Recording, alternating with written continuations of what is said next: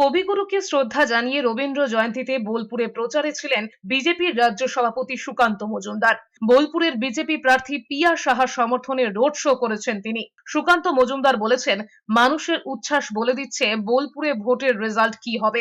অন্যদিকে বহরমপুরে তৃণমূলের ক্রিকেটার প্রার্থী ইউসুফ পাঠানের হয়ে রোড শো করেছেন অভিষেক বন্দ্যোপাধ্যায়। রোড শো শেষে অধীর চৌধুরীকে ফের একবার বিজেপির এজেন্ট বলেও আক্রমণ করেছেন।